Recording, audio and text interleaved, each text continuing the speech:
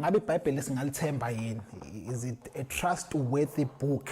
Some people say ukuthi incwadi ebhalwe abelungu to control abantu abamnyama, bathi abelungu bafike basinika iBhayibheli bathatha umhlaba. Abanye bathi iBhayibheli ngeke uze ulikholwe livuna wonke umuntu. Abanye bathi kunezinto ezingama suggestions ezingawona ama commands, but we believe iBhayibheli because lizwi likaNkulunkulu. We believe iBhayibheli because we have spent time to research and find out how it got to be what it is. We are not some ignorant people abangafuni ukwazi ukuthi iBhayibheli lifike kanjani, solikholwa nje linjengoba linjalo. But the main reason why we believe izwi likaNkulunkulu, it's because uNkulunkulu's promise ukuthi uzoligcina li pure. And so unless we want to believe ukuthi uNkulunkulu has failed, we will say ukuthi izwi likaNkulunkulu selingcolisekile, it is not trustworthy anymore. There are many alterations that have been made. We cannot believe in it. We cannot put our trust in it. But if we believe uJesu lokakusho mayithi the law and the prophets will not pass away, my words will not pass away, then we have to believe ukuthi uNkulunkulu really did keep that promise.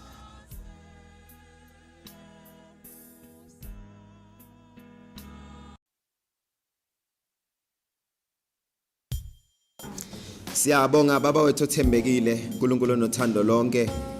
Udumo malube kuwe wena osezulwini. Kungumusa naluthando uNkulunkulu wethu olivela kuwe lokuba siyakholwa inkosi uJesu Kristu. We are praying uNkulunkulu ongcwele sangena kule sessions yokuanswerisha ama questions abazalwane.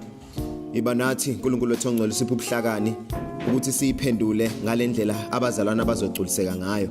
Siyakhuleka sikhole egameni lenkosi uJesu. Amen. Bathandeka ngiyathemba ukuthi nonke ebenini imibuzo ethile nikwazile ukuthi niyibhale yonke mase niyangilethela yona, but we also encourage makhona abanye abazalwane abangaba na imibuzo ukuthi bayibhale bayilethe ukuze izofundwa khona la ngaphambili. Right, sinama elders wethu la ngaphambili. Umbuzo oqala sinawo uthi, since we are required to financially support our leaders or pastors and church through offerings, would it not be practical and helpful if our church actually disclose information like pastor's salary and needs for our church so that we may know how much we need and how much we are short at?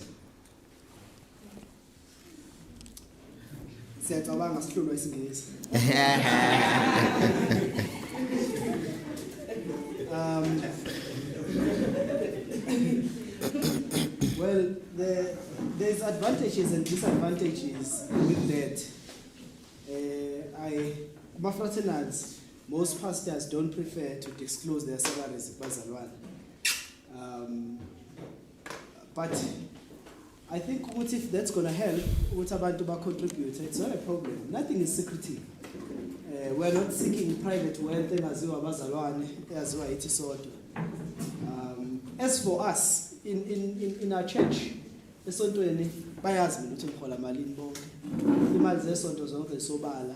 think we can't do them. In our church we are doing it. Bayazi balance uthi kunamalini, bayazi salary yabani nemali yapi, they know. Yeah, I don't think ukuthi kuyinkinga kakhulu ukwenza lokho. If it's going to help we commitment mhlawumbe befuna ukwazi ukuthi basebenzela phezukwane, but it's not ukuthi ubuza ngoba you have a right to know. Don't have a right to know. No, akho umuntu one right to salary yomunye. As nawe ngekho ne right to yakho salary. So but for his sake yalokho, I don't think there is a problem. Okay. All right, siyabonga. Our next question uthi, how do the elders identify what a church member can do in service at the church that is in line with a church membership strength?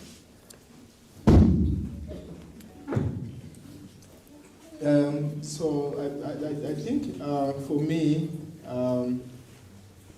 kunzima ukubona umuntu bese uthi hayi nokulungela ukuthi ungakwazi ukwenza lo, but usually the giftedness yomuntu, it is through working or serving kuma ministries ahlukahlukene in the church.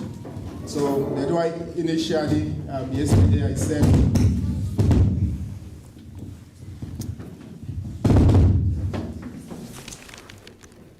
Mayengasebenzi hayi ngizosebenzisa i-teacher's voice. Yeah, but yes, so sithe uma initially ebandleni isidingo, ubona isidingo and then usebenze kuleso sidingo leso suke sikhona ebandleni. Upon working in different places ebandleni or doing different things, ama elders as they are observing umsebenzi wethu njengabazalwane, they can see ukuthi actually into okwazi ukuyenza kangcono ebandleni ile akukho possible noma akukho lula ukwazi ukuthola igiftedness yakho if ungazi expose ekuseveni ebandleni noma ekwenzeni izinto ezahlukahlukene ebandleni. So I think ukubona isidingo then usebenze kuleso sidingo leso. But ke umkhize kunezinto ayibekile eziyama criteria ezolo ungakwazi even ubuka kuzona. Yeah, but ama elders they can't prophesy and say nasi siphiwo sakho nasi. They can see indlela osebenza ngayo and say naku la ugifted khona. Okay. Umbuzo landelayo uthi ngicela ukubuza ukuthi kungani kukhuleka umuntu oyedwa thina abazalwane sithule uma ku wrong ngani?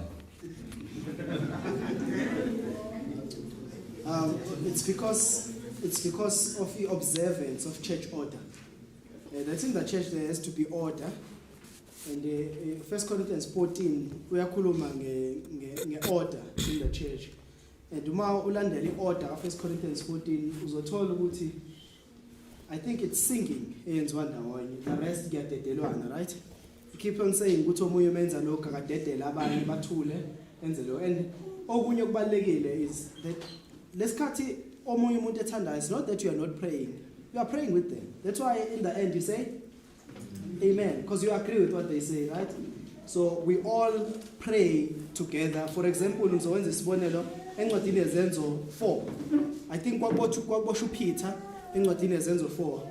There is a record of a prayer there. Ukuthi ibandla lakhuleka lathini. Do you think yonke le prayer iyafika kanye kanye kubazalwane bayisho kanye kanye emqondweni? No. One person prayed on behalf of the church. And in the Bible it's recorded as the church prayed. So if one person stands here, not praying for himself, they pray on behalf of the church. That's why ibandla lithini? Lithi amen. Amen. Yeah, mhlambe just to correct umkhize for the first time.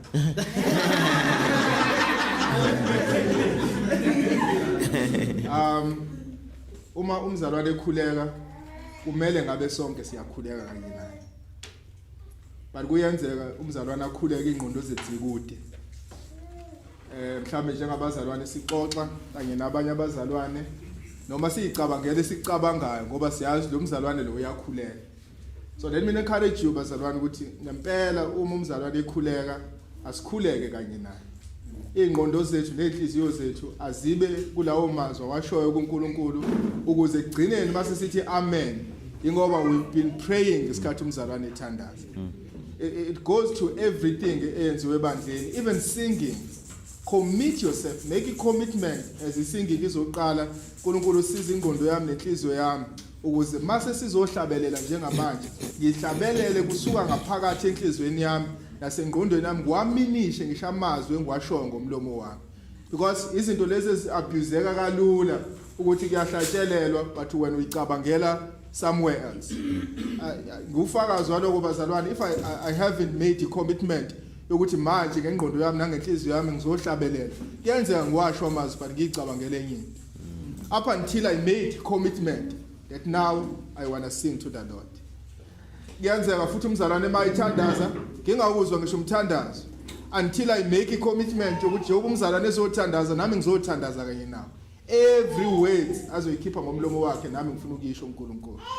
As a result mighty amen, I'm saying amen kanye naye. So let us make a commitment.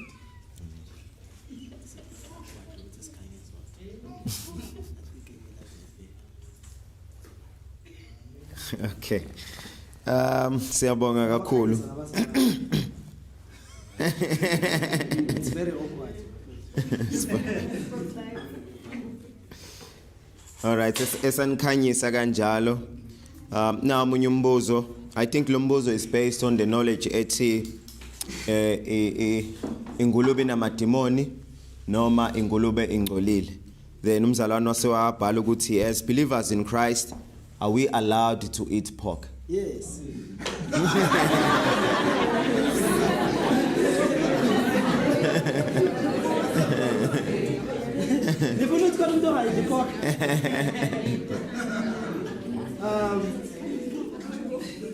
Well, there are many beliefs. There are many beliefs on why ingulube abantu bengayidli. There are people abathi ayihlukanisile ingulube, abanye bathi ngoba lesikhathi customer demon angene ingulubeni. Well, it all doesn't stand. The law is for Israel. Ama dietary laws ka Israel asikwazi kuyifaka kuma dietary laws ka Israel. Secondly, speak about amademon angena engulubeni doesn't make sense because zonke lezo ngulube lezo zangena eweni ezayingena amademon. Akuzange kuthiwe yonke ingulube seyinamademon. Ngaphezu kwalowo New Testament is clear. New Testament is clear. I think incwadi ka John la khona uJesu ekhuluma ngokuthi umuntu akangcoliswa akudlayo kodwa ungcoliswa ukuqhamuka kuyena. What we eat doesn't defile us. And the Bible, John makes a comment with that and says he declared all food clean. All food is clean. But if awuyithandi ngulube awuphoqelekile ukudla njengomzalwane but awukho umthetho osezweni kaNkulunkulu othi ungayidli ngulube. Ayikho into enjalo. It can be your choice as une right yokungadli noma yini ongafuna ukuyidla, but you can't do it as saying you are being obedient to the word of God. And such things we must be careful of, because these are things Paul ayikhuluma ngazo encwadini yabaseKolose. Umekhuluma ngabantu who are secretly bringing back the law into the church. Bethi kungathintwa kungadliwa kungenziwani. Zonke lento Paul akhuluma ngazo athi bathi ungathinti ungadli ungenzi ini. These are things Paul ayikhuluma ngazo ukuthi uKristu esesikhululile kulezo zinto. Other people are secretly bringing back ama laws that uKristu esesikhululile kuyo. Awukho umthetho ovumuzalwane ukuthi adle ngulube. Yeah, actually, I totally rebuke engicabanga ukuthi uPeter wayithola uNkulunkulu wayithi hlaba udle, then yena wabambelela ekutheni ngoba lezilwane lezi, you remember the dream bazalwane ekade umzalwane refer kuyo, I think kwizenzo chapter number 10. So la khona i-vision kwakunezilwane ezasikade zehla and uNkulunkulu wahlaba udle, then wasethi ngcolile, asithi ungathi lokuthi athi uNkulunkulu kuhlanzekile bese uthi ngcolile. So that was clear, so much as it was a picture for ama-Gentiles ukuthi nawo sezokwazi ukungena ngomusa abe ingxenye yebandla. But again it's clear, even uPaul uyasho ukuthi masikwamukele ukudla ngokukholwa kungcolisiwe ngezwi kanye nokukholwa, so we can receive it. And konke ukudla siyakudla bazalwane, apart from pork, but konke ukudla. Right. Not only. Right. Umbuzo landelayo, what does it mean to have confidence in Christ? To have confidence in Christ is actually to believe in Christ. That's what it means. Because confidence igama lesilatin eliderive where faith derive confidence. They are actually synonyms. If you have faith, you have confidence in something. It is to believe in Christ. It is to rely in Christ. To have confidence in Christ is not relying on yourself. You know, lezinto izo bazalana alinankinga ukuphikisana neBhayibheli directly. You hear my motivational speakers telling you every day, believe in yourself. No, believe in God. You need to have confidence in yourself. No, you need to have confidence in Christ. You are a good person. No, to Jesus, no. Munyo good, uNkulunkulu. We must know what in the school city is in a confidence. The confidence yet ayikho kithi, but the confidence yet is in Christ, and that can entail a lot of things. As contextual, for example, when you speak about salvation, salvation yethu ayikho confidence esinayo salvation yethu except ukuthi uJesu wasindisa and uJesu is going to keep us, and that uma sifa uJesu somfica ngale. We have full confidence in Christ. We rely in Christ. We depend on Him in that aspect with regards to salvation. So to have confidence is to have faith. All right. Why do other people get saved immediately after hearing the word, while others it takes time? Can we say, is it the hardening of heart if it takes long?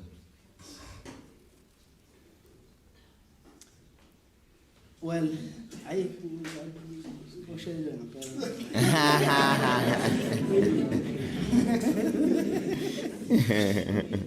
yes, that is the work of God. It is the working of God.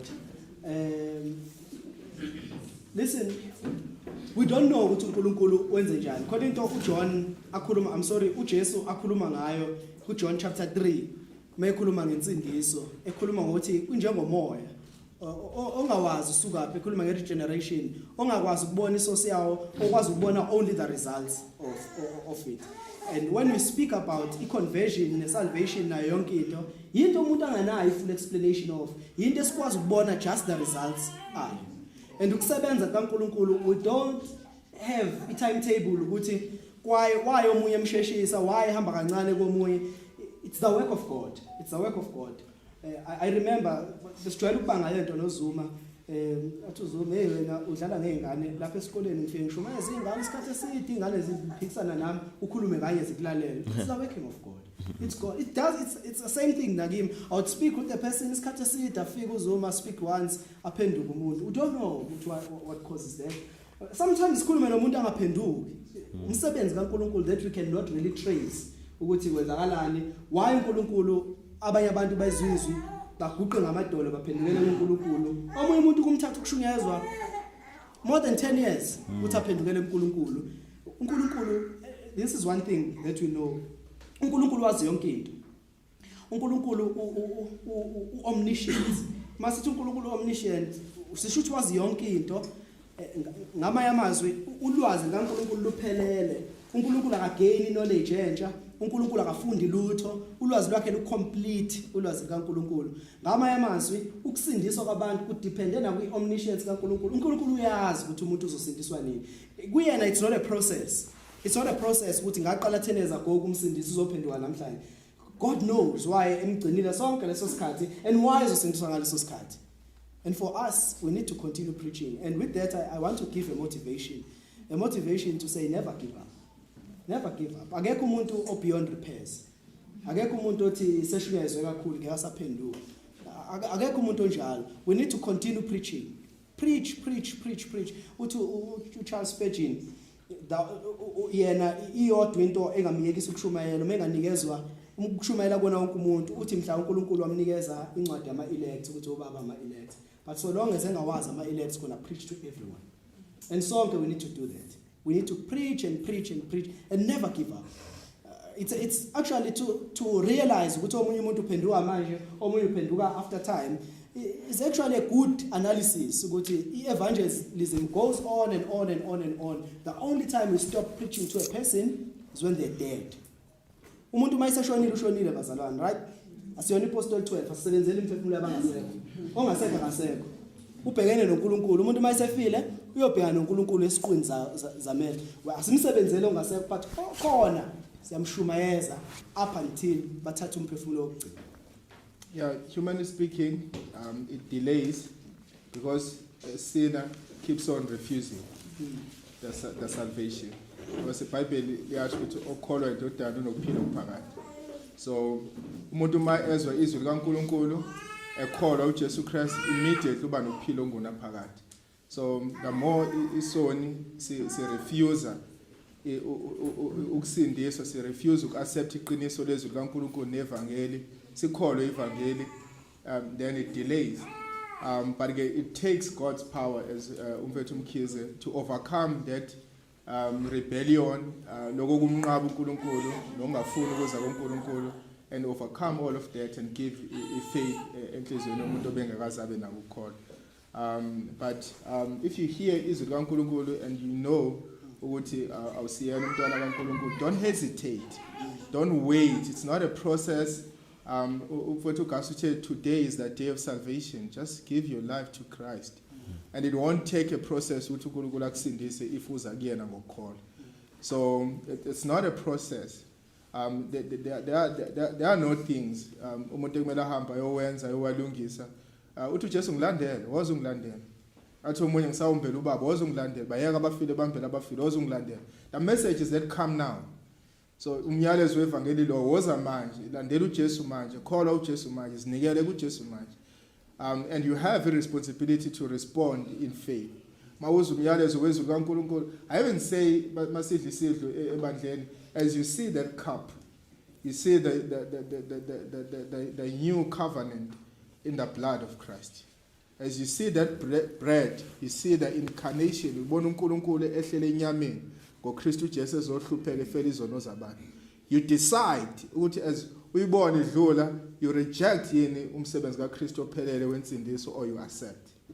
So everyone need to know ongakholwa uJesu ukuthi you need to respond immediately. Umyalezo awudelay awudingi process awudingi ukuthi ume mawuza umyalezo wezwi kaNkulunkulu you need to respond in faith. Amen. How does an infant Christian solidify their faith? Can an infant Christian have characteristics of an unsaved person?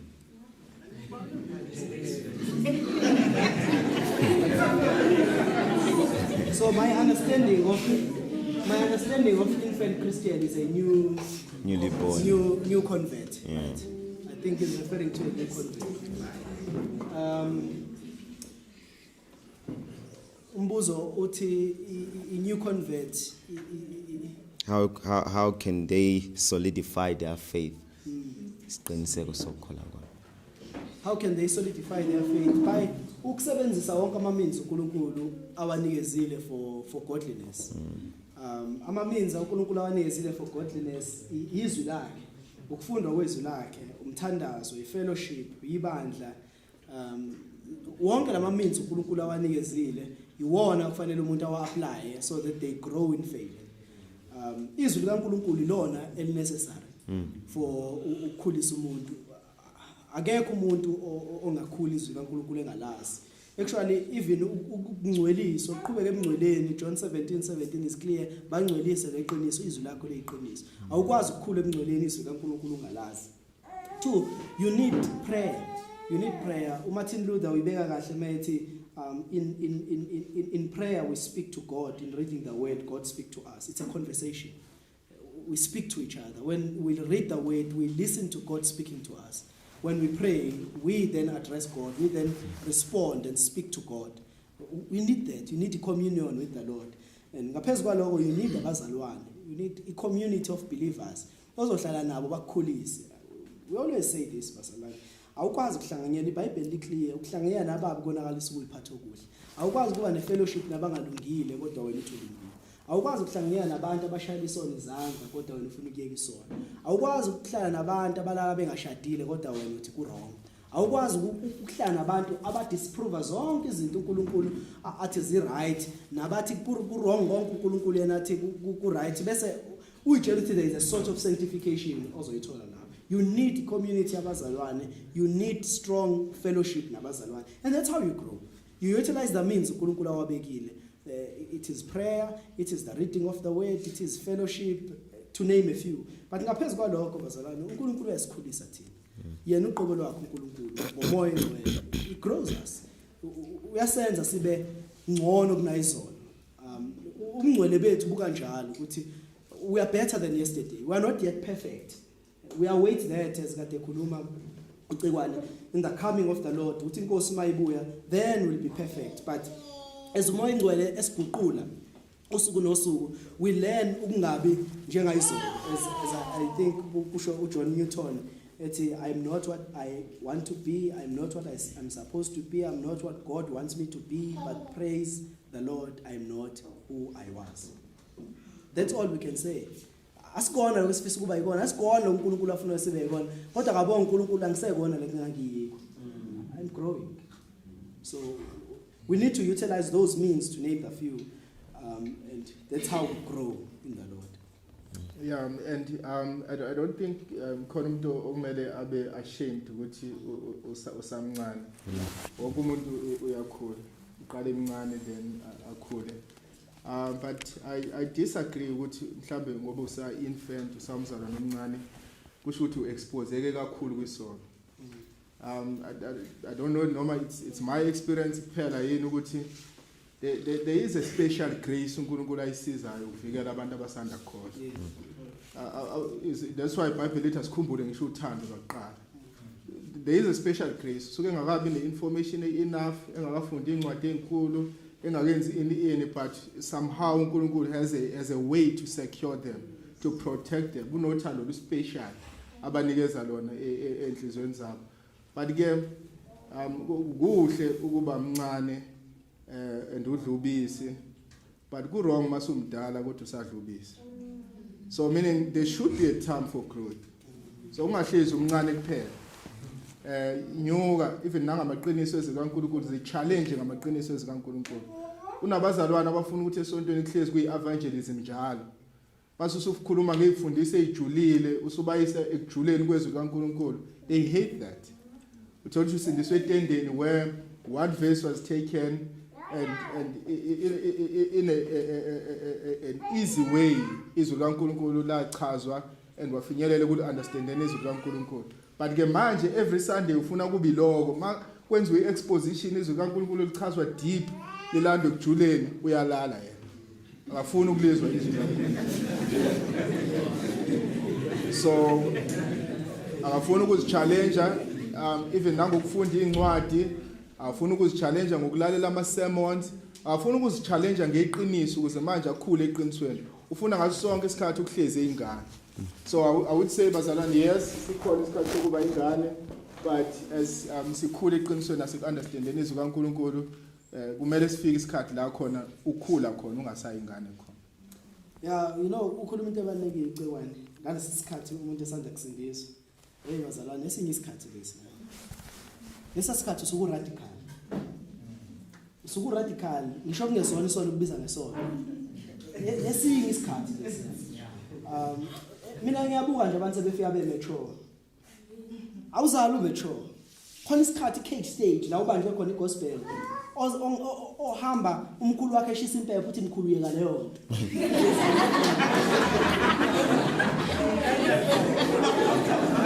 That's a cage stage. You know, I'm not saying that is right, but I'm saying that's how radical uNkulunkulu mayiphendula umuntu. That's how radical they become. I always make an example with this man elayiceleni kwami ucekwane. When we got saved the same year.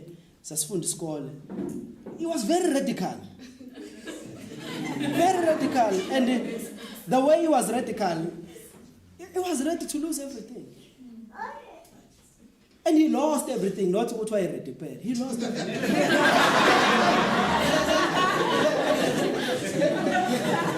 That is the work of the gospel. I can't go in details and say he lost this, but I tell you the truth. I saw that though uNkulunkulu has exposed my trials afanayo, I think our work is more difficult than our, but I saw amandla kaNkulunkulu, and I don't know ukuthi lesasibindi ayisithatha apho umuntu esindiswa izolo. It's that grace sikhuluma ngayo. uNkulunkulu ubanikeza enye indlela, unothando lu special, care special ngalabo abantu laba. And bazalwane, we still want to see that. We still want to see that. Let it be us about how you are overdoing it mzalwane. Ungangeni sewumdala nje. Ungangeni yonke into soyibuka ngematurity wena. Growth takes that. uNkulunkulu it's that stage where a protector khona abantwana bakhe. Ngoba though knowledge bengenayo, kodwa inhliziyo yabo isuke ifuna ukuplease uNkulunkulu ngayo yonke indlela. Right. Ngicabanga ukuthi lo ombuzo uthinteka kahle hle but singawuthinta nje for maybe for about 30 seconds. Or can an infant Christian have characteristics of an unsaved person? I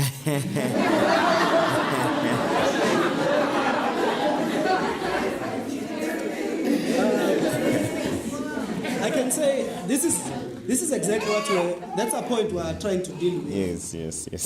Can they look like unbelievers? We are saying most unlikely. Most unlikely.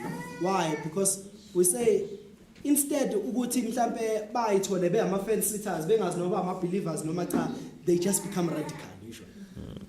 They just become Christian and everyone sees it. Uma bephuma baye enkonzweni baphuma bephethe iBhayibheli bacule kuze umakhelwane ukuthi uyaphuma esontweni. It's clear. Khona into eyayisenza abazalwane nabanye abazalwane babe njalo lento la isudota okunamtende bachapha kamatende ngaleza ikhathi. Wawuthi ubuye esikoleni ubuye ukufunda. Wawuthi uma ubuye esikoleni ubuye ukufunda uzwe ekhala insimbi usekhaya. Uze ekhala insimbi zetende ungathi uyandiza. Uthi uyaqosha isikhwama ekhaya ubuye enkonzweni. There is that bazalwane mawufika ekholweni. I don't know explain kanjani. I would say most unlikely ukuthi umuntu angafana nezwe eqala nje ukusindiswa. Shizwe kaNkulunkulu lethu sikhumbule uthando lokuqala. There is that special love. It's hard better to say. I think at a later stage ngenzeka umzalwane abe nama structures amakhulu as uNkulunkulu expose zona eziningi mhlambe at that stage, but that initial stage se salvation I also don't think so. Awusuwethola Parallel. All right, ngolwimi lwesiZulu. Kungani kumele sikholwe size sibe nethemba ukuthi uJesu uzobuya emhlabeni? Well, umyalezo wevangeli loyo. Umyalezo wevangeli ungoJesu. Uqala uJesu engakafiki emhlabeni esesezulwini, uze uJesu esemhlabeni, uze uJesu efesiphambanweni, uze uJesu embelwa evuka ebuyela kise kuze kufike kubuyeni kwakhe. Umyalezo wevangeli it all encompasses the gospel. The gospel is the finished work of Christ. So you need to believe that. You need to believe uJesu and believe ukuthi uJesu uyabuya, because that is the gospel message. Umyalezo wevangeli uyilokho. Umyalezo wevangeli uJesu uyindaba ezinhle zokuthi weza wakhushulwa uzobuya. Why should you believe that? Because uNkulunkulu ufuna sikubelieve to inherit eternal life. Yeah, and iyona indlela esibeka ngayo isandla phezulu kwekhanda le lokhuzana le sacrifice ukuze izono zethu ibalelwe khona. Iyona indlela esamukela ngayo umsebenzi ophelele kaKristu. So you need to accept it by faith. So uNkulunkulu ubekile ukukholwa ukuthi kube iyona indlela esamukela ngayo umsebenzi ophelele kaKristu. So to be in Christ, to share kuma Christian blessings, wonke ama Christian blessing, you need to believe in the Lord and Savior Jesus Christ. So yeah, that's the only way. All right. Indaba kungavumelekile ukuthi wesifazane ashumayele phambili ebandleni.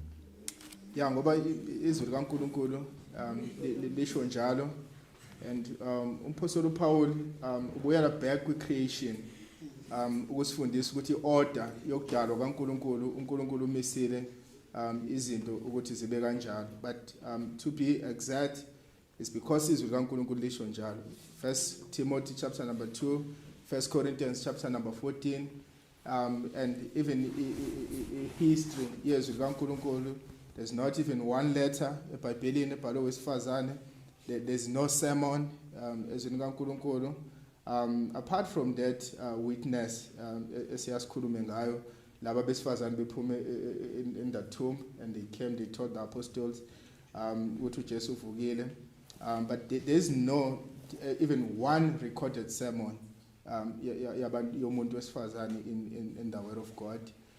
So it's because uNkulunkulu in his wisdom umisile ukuthi kube kanjalo. I don't think ukuthi it's because abesifazane mhlamba banayo iwisdom abesilisa banayo. I've been listening to many sermons ashunyayela abesifazane kwi context mhlambe where behlangene nabanye abesifazane. They have wisdom. Even some other sermons they are clear even more than male sermons. But I think uNkulunkulu umisile in his wisdom, we don't need to challenge that because uNkulunkulu ekuhlanipheni kwakhe wenzile ukuthi kube kanjalo. Yeah, what we are not going to do is succumbing to feminism. Okay, we stand with the word of God. Sibizeni ngama patriarchs manthana uthi support patriarch. We are supporting what God says. This is the order of creation. Ayizibonelo umfowacekwana ubeke ama arguments are very important. Why is there no female sermon in the Bible? Why singazi ngumfundisi oyedwa wesifazane? Why ngeke incwadi eyodwa ebhalwe umuntu wesifazane? Why ngeke noyedwa umpriest wesifazane? wayengekho umfarisi wesifazane, why abapostoli abawu-72 kwamadoda wodwa, why abawu-12 kwamadoda wodwa. Bazalwane iqhamuka lento. Like uma ufuna umfundisi wesifazane umbonephi?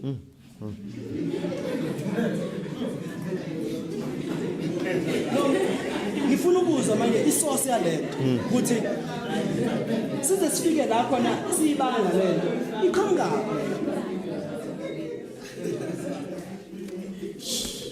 Sifike la siyibanga khona ukuthi akekho umfundisi wesifazane iqhamuka ibonakala lephi bazalwane. Except ukuthi ama-feminists asifaka under pressure. And we're not going to do that. uNkulunkulu imisile i-order imi kanjalo bazalwane. As a quote umpowacekwane ukuthi uPaul uma ekhuluma ethi abesifazane usho into ezimbili. Uthi abakwazi ukubusa noma babe negunya phezulu kwamadoda. Number 2, abesifazane abakwazi ukufundisa ebandleni. Ebese ezichaza zombili lezi zinto ziqhamukayo. 1, why bangakwazi ukubusa phezulu kwamadoda? Uthi umpostoli Paul ku verse 15, ngoba uAdam wadalwa kuqala emva kwalokho uEva. Angithi uAdam yena wadalwa kuqala. uNkulunkulu akekho ungakwazi lokho ukuthi uEva waphuma kuAdam.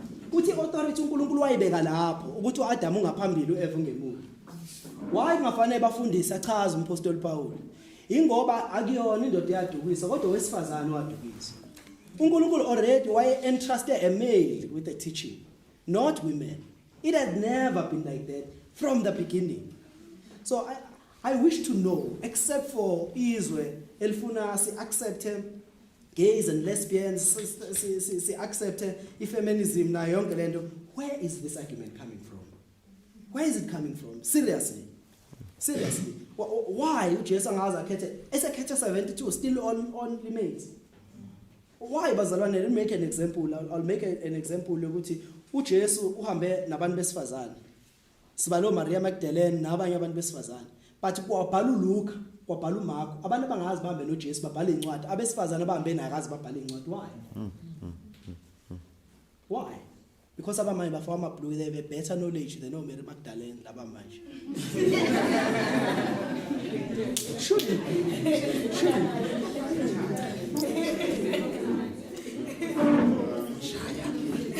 Yeah, and I do believe, Bazarwan, we are really challenging the outside world, especially with this movement, with these 2 churches and other churches also. Because what is more even challenging outside, which most of the women in this church, they are knowledgeable. They can preach better sermons. They have better understanding of the scripture. But they are humble. And they love Israel. So I think that is even more challenging because they can even teach other men.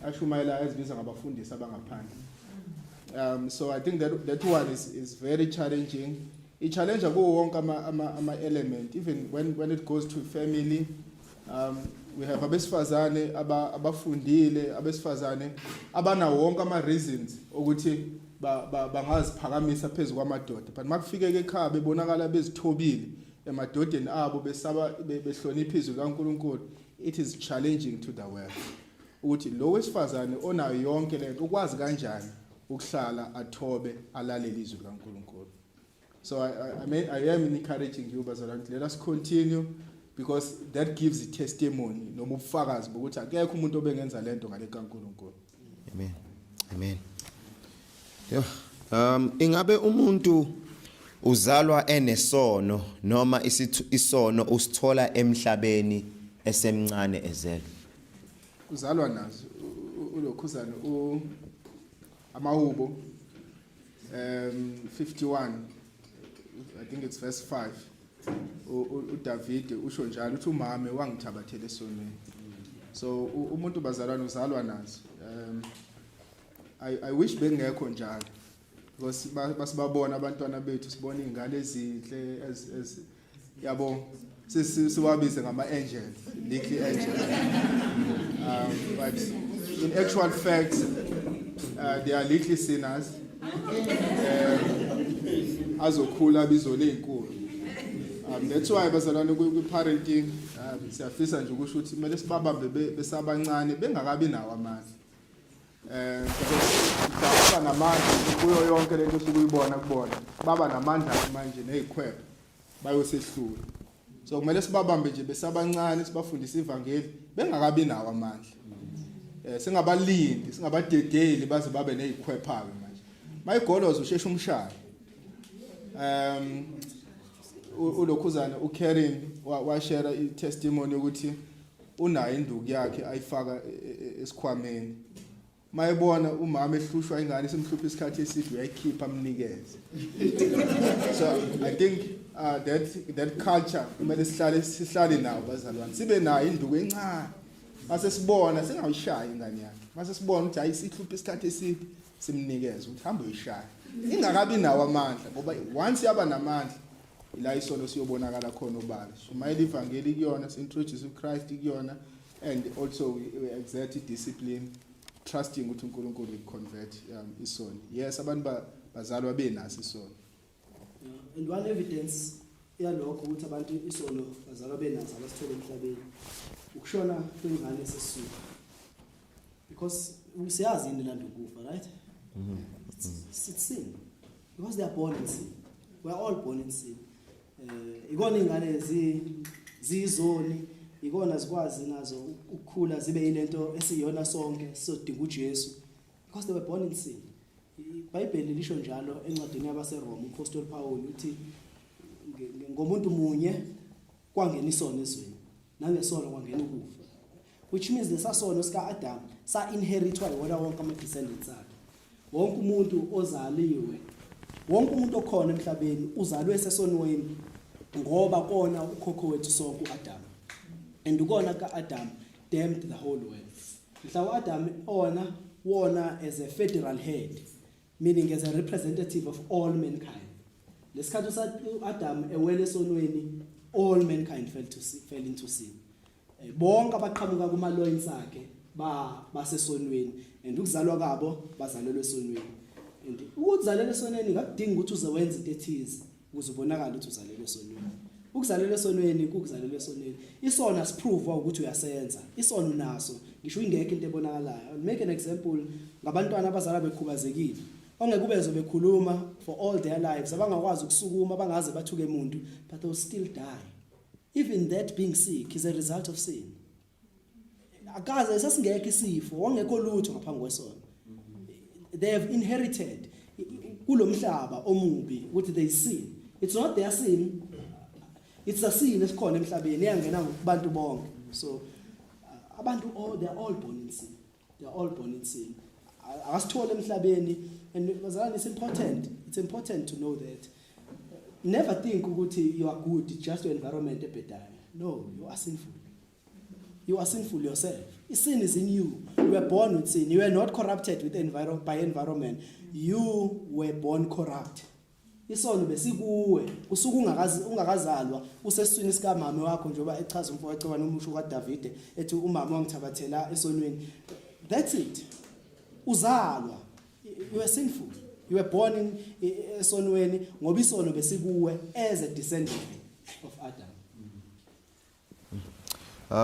Look at nje follow up question kulento ebuzwe lo mzalwane that uma uthi we were all born in sin Jesus Christ was also born then how did he escape ukuthi abe sinless well uJesu into escape ngayo ukuba escape ngoba sinless ukuba sinful he was sinless yes. So indlela escape ngayo ukuba sinful uJesu wa escape nge-virgin birth ama descendants kaAdam iwona azalelwe esonweni wonke ngoba azalwe ngentando yendoda in other words owesifazane ehlangene nendoda but uJesu was conceived by the Holy Spirit and that absence of a man and being born by a virgin made him to escape ikesi kaAdam eqhamuka kuwona wonke amadodana kaAdam so uJesu is the only person who was born without sin why because he was the only person who was born by a single parent who was a woman uJesu escapea isono ngokuzalwa wesifazane kuphela ngaphandle kwendoda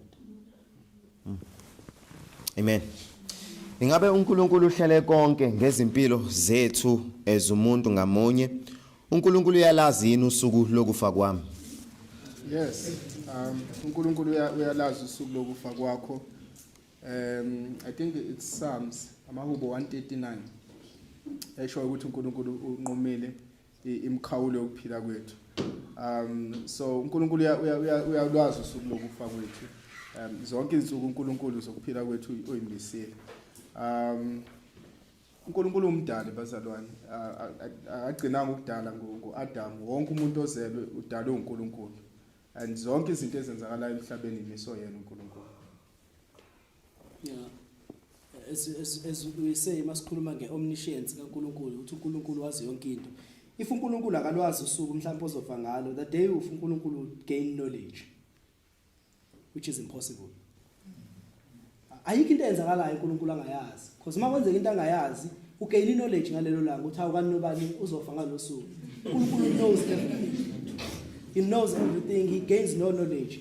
I used to make an example maths. Masikhuluma I was not really good, but I know this. Masikhuluma ngama infinities. Ukuthi khona into ekuthiwa infinity progressive. Makuthiwa bala manje ufike infinity. That's it. You can't, but une potential infinity. Ebese obo khona ekuthiwa actual infinite. Makhulunywa nge-actual infinity kukhulunywa ngokuthi it's a sum of all numbers where nothing can be further added. Okay, exists no number. But it is a sum of all numbers where you can never say plus one. Knowledge kaNkulunkulu njalo. You can't add. Iphelele. Yonke into knowledge, yonke into ekhona nengekho nenjani ikhona uNkulunkulu. Knowledge can never be added kuNkulunkulu. uNkulunkulu akasurprise wayilutho. He knows literally everything. So speak about ama events ehlela abantu uNkulunkulu wazi yonke into.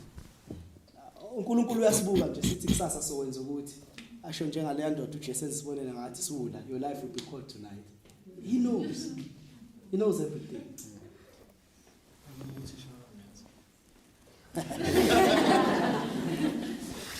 Well, ngicabanga ukuthi lo mbuzo walomzalwane uyafana nalo siqeda ku tacklisha manje, but ngiyayithanda indlela awubhale ngayo ngicela ukufunda. Does God plan someone's life since birth kuze kube sekutheni inyama ehlukana nomphefumulo, noma a person just goes with the flow?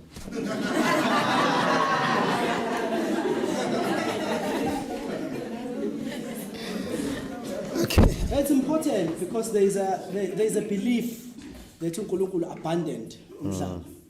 There is a belief abantu abathi yes uNkulunkulu created umhlaba and yonke into ikhona emhlabeni but he abundant umhlaba. As if yonke into eyenzakalayo abantu are on their own. uNkulunkulu wadala umhlaba they no abandonation. No, uNkulunkulu bazana ucontrola yonke into. Ukuphakama kwe-dust phansi is this high. uNkulunkulu is in control. He controls literally everything. uNkulunkulu control every cell esemzimbeni womuntu. uNkulunkulu control every thought esemzimbeni womuntu. uNkulunkulu wazi yonke into. Is in control emhlabeni. Is really in control. Khona statement esenziwa uTB Jakes which is very wrong. Uthi God is not in control, he's in charge. As if he's just a manager watching but he interferes with nothing. That's not true. uNkulunkulu into esiyaziyo ukuthi aka-interfere with only what is evil. Isandla sakhe asenze lokho kubi kuphela. The rest uNkulunkulu uhlele yonke into ngempilo yomuntu. It's all planned. uNkulunkulu uhlele yonke into. uNkulunkulu uhlele ukuzalwa kwakho, wahlela ukuthi uzozalelwaphi, uzoba ubani, uzofanini, ubani ozoba ingane yakho and ubani great grandchild yakho. God knows all that. Yeah. That may just to add we are responsible for ama decisions esiwenzayo. So I don't think we just need to throw everything with sovereignty kaNkulunkulu and never take the responsibility ngezinto ezenzeka empilweni zethu.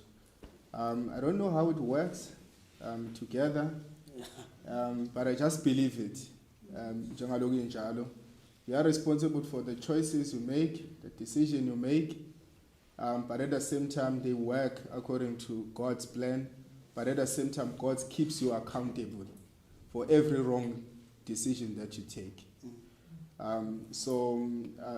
Usually ama non-believers they use that ukuthi kuzokwenzeka intando kaNkulunkulu noma kuyokwenzeka okudaliwe. But sometimes kwenzeka lento because of the wrong decision you make. Your lives become the decision that you make. So I don't know how it works together, but we need to be careful with ama decisions esiwenzayo with indlela esiconducta ngakhona impilo zethu. And at the same time ayisivimbi lento ukupursue izinto esifuna ukuzipursue because sithi silindele ukubona intando kaNkulunkulu. Kunentando kaNkulunkulu eyambuliwe, kunentando kaNkulunkulu engambulwanga. So thina sisebenza ngaloko uNkulunkulu akwambulile. Lokho uNkulunkulu angakwambulanga sikuyekela kuyena uNkulunkulu. Mina ngimawufuna umsebenzi wafaka ama CV. Hamba uyofesa ufuna umsebenzi. But after all uzakuba la khona uNkulunkulu ekubekela ukuthi ube khona. So those things they work together. Amen. They're called parallel truths. They go together, but you can't. Parallel lines are but God is sovereign, man is responsible.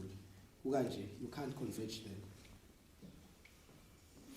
Okay. Nangumzalwane ebuza ukuthi yini ukunqunywa? Uma umuntu enqunyiwe uvumelekile ukuthi eze enkonzweni na? I don't know ukuthi le principle yonqunywa iqhamuka kuphi. Yeah, and I think enye izinto enga abuse elokhuzaneni ebandleni noma kwamanye amabandla eabuswayo lento yonqunywa. But what I can say mhlawumbe ngizodedela umkhizi ukuthi izwi likaNkulunkulu linezinto elikhuluma ngazo mhlawumbe eziclear ngokwezwi kaNkulunkulu. Let's take a pastor. Izwi likaNkulunkulu liclear ukuthi a pastor is disqualified if ngokwalezinto lezi evela kuTitus na ku 1 Timothy etholakala mhlambe ephila ngokwalezo ndlela lezo ngokwezwi kaNkulunkulu. Then for a ministry that pastor is disqualified.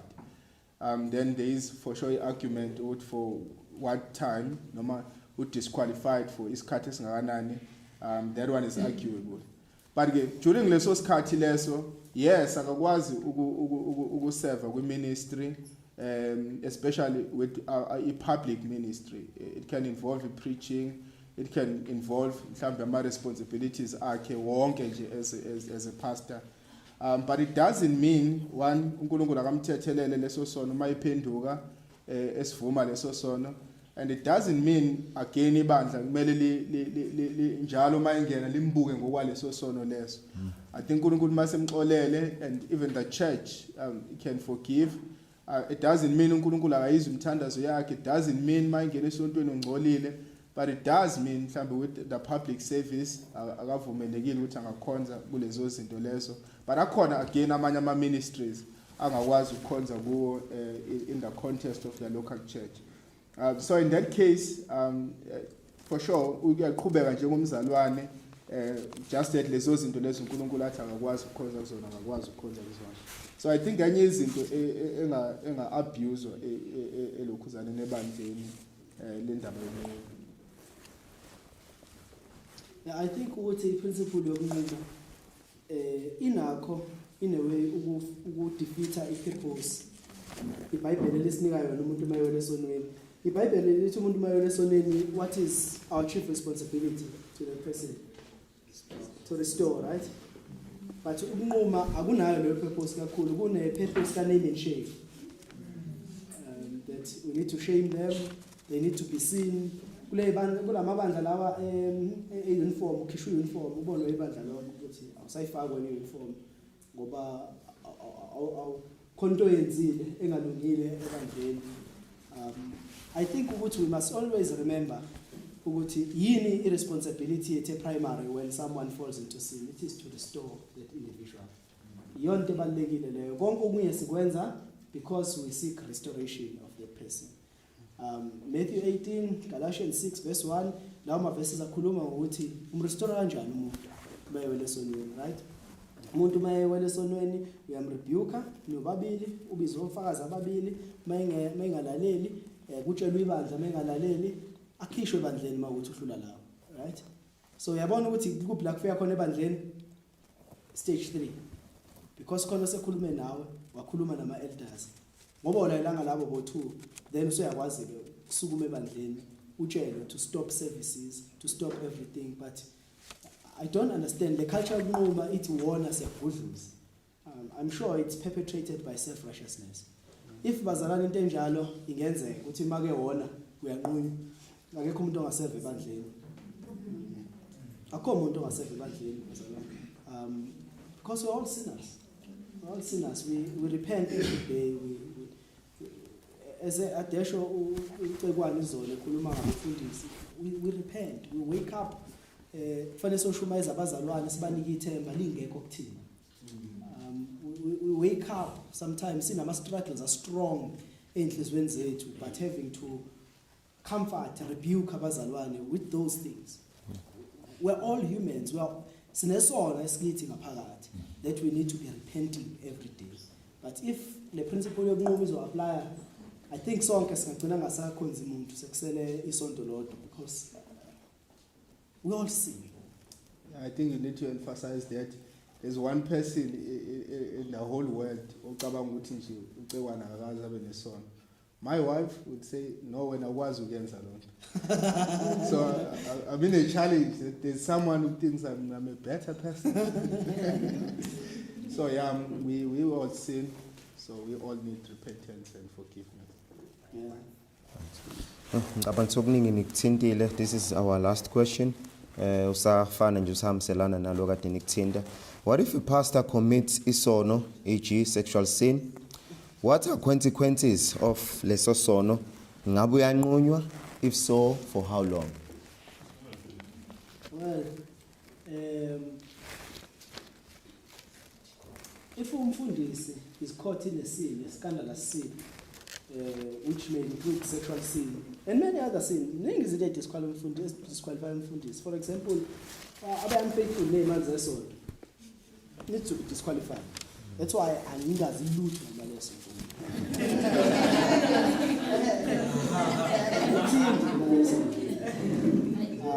Ngoba ngiyisaba lo disqualification.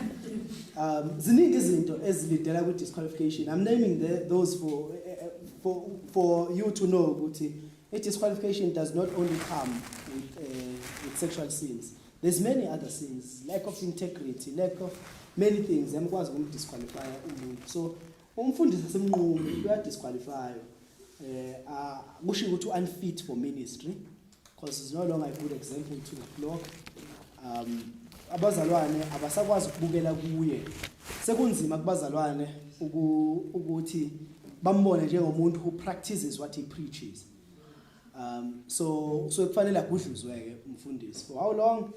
Wisdom of elders, but this is what I would say. This is what I think about how long.